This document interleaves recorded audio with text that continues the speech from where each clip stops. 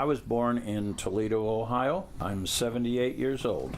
I'll be 79 on September the 1st. The immigrants of our family go way back. The first immigrant came in 1630. My grandfather, Edward Converse, 10 generations back, in 1630 came and immigrated into Salem, Massachusetts. From there he settled in Charleston, Massachusetts, and then lived his adult life as a businessman in Woburn, Massachusetts. His business was that of operating a mill. My father was born in Burgettstown, Pennsylvania, which is in Washington County, west of Pittsburgh. He was born on April the 8th, 1911. He lived there until 1929 with his parents, at which time they then moved to Toledo, Ohio, where he lived the rest of his life. He was born to parents. His father was a coal miner and had spent his life in the coal mines in western Pennsylvania. But when he retired, they moved to Toledo. I have good memories of my maternal grandmother. She was Bessie Molder. Actually, her maiden name was Converse. She did teach piano professionally. Well, my grandmother Molder gave me my first piano lessons when I was 6 years old. I remember her all the rest of her life until she passed away at the age of 98. She always said that she wanted to outlive her brother. And the fact of the matter is, she did. He passed away just a few months before she did, and it was as though his passing gave her permission. She was a very feisty person. She felt very strongly about the things that she believed in. And while she was not a very active person in terms of faith practice, she was just a real scholar of the Bible. She spent a lot of time studying the Bible. So you could ask her questions about the Bible, and she knew them as well as most anybody with a theological degree. Her personal life and her faith practices fell very short of that. Would she be the one that gave you your interest in music? Probably. She would have certainly gotten me started in that, and by learning at the age of 6 how to read music and how to play music on the keyboard, and then that continued on as a rather natural interest, and ultimately developed to the point where that was my collegiate degree. I have this picture of my grandparents on my father's side. This is my dad's grandpa and grandma. I remember these people very well.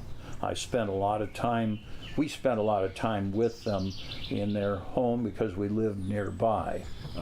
My dad, as I said, came to Toledo in 1929 and was able to find work even there in the middle of the Depression in a steel stamping company. It was called Toledo Stamping and Manufacturing Company. He got a job as he would say it, a floor sweeper. He was a custodian in the factory, but continued to get promoted from being a custodian type person into a laborer in what was called the steel room. We would refer to it now as the receiving area, where the raw steel product would come in before being processed through the factory to manufacture whatever it was going to make.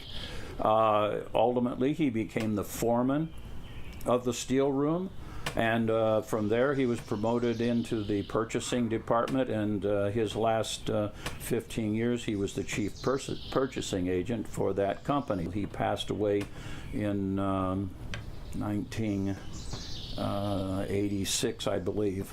But he had only an 8th grade education. That was an important piece that I like to remember. My mother was born in Lima, Ohio. She was born on June the 6th, 1910. She lived in Lima then all of her life until she was until she had graduated from high school, at which time she moved with family to Toledo, where she lived the rest of her life. I need to correct that a little bit. There were a couple of years in which she had lived out in Muskogee, Oklahoma, with her father.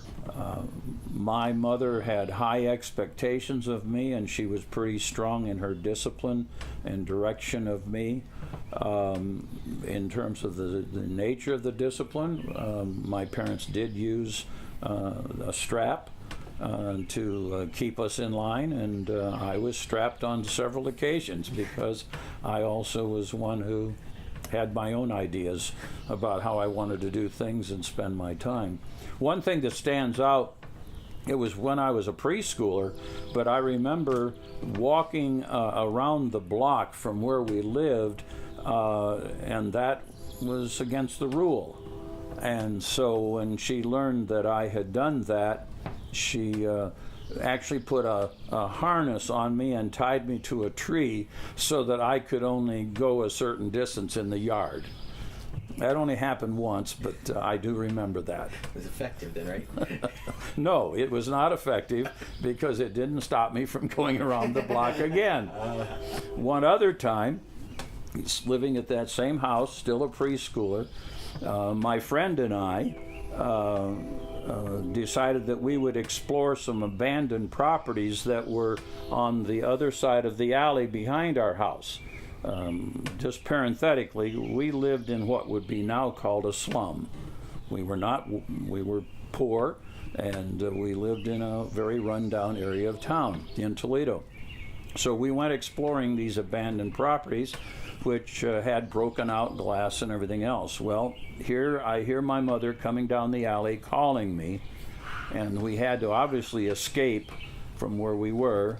We chose to escape by going out a window, and one of the glass shards in the window gave me a tear in the butt, and I still have that scar.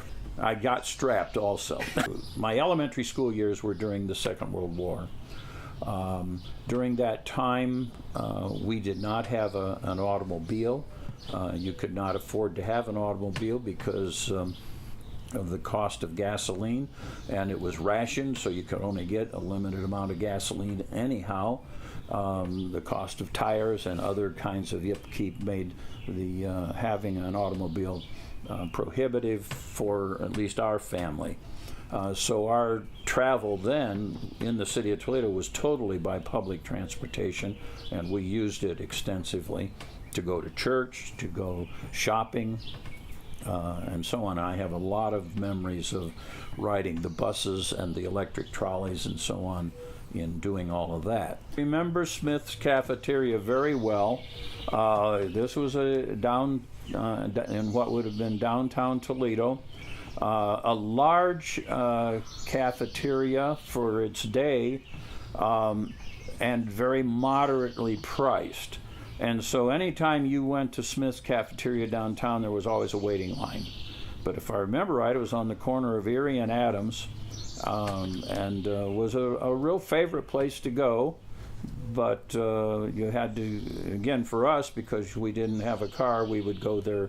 Oftentimes we would go there on our way home from church, because we would be on a trolley from where church was located into downtown Toledo, and then we would transfer to a bus that would take us out to where we lived on the south end of town. So before making that transfer, we would stop at Smith's or some other of the restaurants that were in the downtown area. Was there another restaurant that was a family favorite, or yours like that, or I don't know if you Wheelhouse? Did you go to Wheelhouse? No, you see, those were all bars. Oh, okay. Those were all restaurants that had bars, and we didn't go to those kind of places. Okay. No.